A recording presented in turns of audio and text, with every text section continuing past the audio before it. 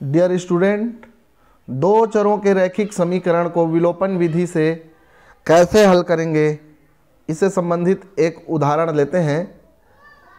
निम्नलिखित समीकरण को हल कीजिए। 41x ऋण 17y बराबर 99 एक समीकरण दिया है और दूसरा 17x ऋण 41y बराबर 75 एक दूसरा समीकरण दिया है। तो इसको हम कैसे हल करेंगे इस वीडियो में आगे देखते हैं। तो लिखते हैं समीकरण पहला जो भी हमारा दिया है 41x ऋण 17y बराबर 99। y को हम समीकरण इसको दो माने 17x ऋण 41y बराबर 75 है। तो इस समीकरण एक में समीकरण दो को जोड़ने पर सबसे पहले जोड़ते हैं। जोड़ने पर जोड़कर देखेंगे तो क्या मिलेगा, लेफ्ट लेफ्ट तरफ जुड़ेगा, राइट राइट तरफ।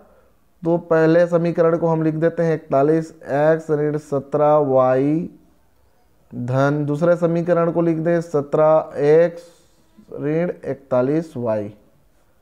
ऐसा लिख सकते हैं। पहले समीकरण को हमने पहले लिखा, दूसरे समीकरण को हमने दूसरा प्यार लिखा, धन करके हमने लिखा है।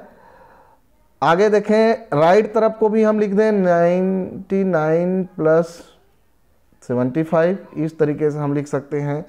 अब इसको हल करेंगे 41x धन 17x तो 7 और 1 8 हो गया और 5 4 और 1 5 हो गया, ये 58x हो गया।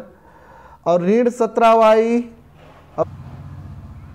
तो ये भी 58y हो गया। 7 और 1 8 और 1 और 1 5।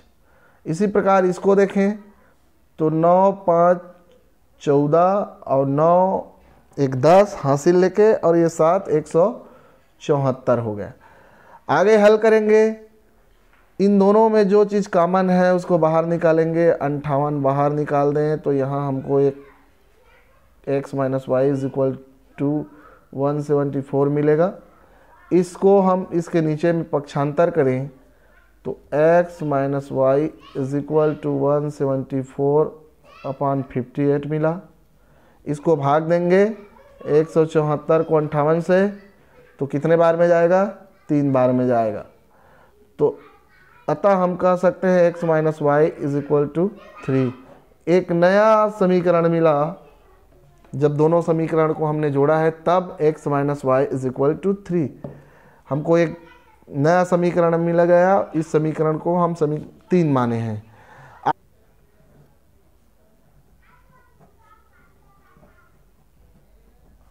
घटाने पर क्या मिलेगा हमको, पुनः लिख देते हैं समीकरण एक को। याद रखना समीकरण को लिखते समय लेफ्ट को पहले लिखेंगे, दोनों का लेफ्ट। चूंकि घटाना है इसलिए इसको हम कोष्टक में लिख देते हैं। यहाँ 17x ऋण 41y दूसरे समीकरण को हमने लिख दिया, अर्थात पहले समीकरण में दूसरे समीकरण को हम घटा रहे हैं। तो 99 ऋण 75 बराबर के दूसरे तरफ इन संख्याओं को हमने घटाया है और इधर बायां तरफ समीकरण के बाएं पक्ष को हमने घटाया है। आगे देखते हैं।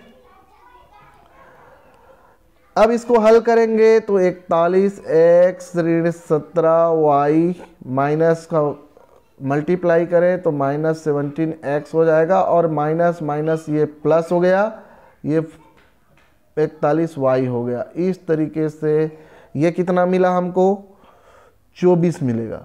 99 में 9 में 5 घटाए तो 4 और 9 में 7 घटाए तो 2। इस तरीके से हमको 24 प्राप्त हुआ। आगे देखें, इसको हल करें 41y और यहाँ 41x है तो 41x में 17x से घटाएंगे तो ये 24x हो जाएगा और 17y ऋण है और 41y धन है तो 41y में 17y घटाएंगे तो ये भी धन 24y मिल जाएगा। इस तरीके से 24 हमको मिला। दोनों में 24 कॉमन है, 24 को बाहर निकालें तो X plus Y is equal to, ये 24 हो गया, इसको इसके नीचे ले जाएं तो x plus Y is equal to ऐसा हो जाएगा, कटेगा तो एक बचेगा, अर्थात x plus Y is equal to, ये समीकरण 4 हो गया। इस तरीके से हम समीकरणों को हल कर सकते हैं। दोनों समीकरण को जोड़े तो एक समीकरण मिला, दोनों समीकरण को हमने घटाया है तो भी एक समीकरण मिला है। अब पुनः समीकरण 3 व 4 को जोड़ेंगे। पुनः एक बार और जोड़ देते हैं। समीकरण 4 को जोड़ने पर तो इस तरीके से लिखकर भी हम जोड़ सकते हैं, x minus X plus Y is equal to 3 plus 1 हो जाएगा। पहला समीकरण x ऋण y बराबर 3 है, दूसरा समीकरण x धन y बराबर, इस तरीके से अगर लिखेंगे तो y इसमें विलोपित हो रहा है, y विलोपित हुआ तो x बचा, दोनों x को हमने जोड़ा है तो 2x हो गया, इधर 4, 3 और 1 को जोड़े तो अब इस 2 को पक्षांतर किए तो 4/2, तो x बराबर ये हो गया 2। इस तरीके से हमको x का मान मिल गया। x का मान मिलने के बाद समीकरण 1 में इस x के मान को रखेंगे तो समीकरण 1 से क्या हो जाएगा, x minus Y is equal to 3 है, तो ये हो जाएगा 2 ऋण y बराबर 3, ऋण को इधर ले जाओ, 3 को इधर ले जाएं तो ये हो जाएगा 3, इधर हो गया y, 3 को इस तरफ ले आए और ऋण y को उस तरफ ले जाएं तो ऐसा हो जाएगा, अर्थात y बराबर ऋण 1 हमको प्राप्त होगा।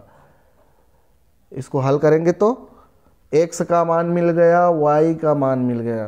कहने का मतलब है विलोपन विधि में हमने y को विलोपित किया है, उससे x का मान मिला और x का मान मिलने पर हमने y का मान प्राप्त किया है। कभी कभी ऐसे भी जोड़ देते हैं,